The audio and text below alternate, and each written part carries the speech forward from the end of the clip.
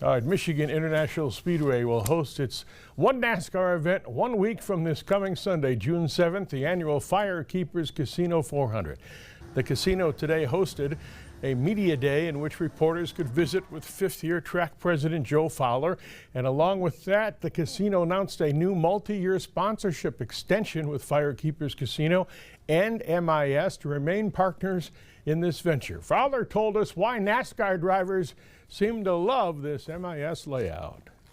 It's a D-shaped oval, 2 miles. I think the turns are 73 feet wide, so there's plenty of room to beat and bang and get side by side, and it's a little white knuckle. You know, you talk to the drivers, they love that, and the fans do too, obviously.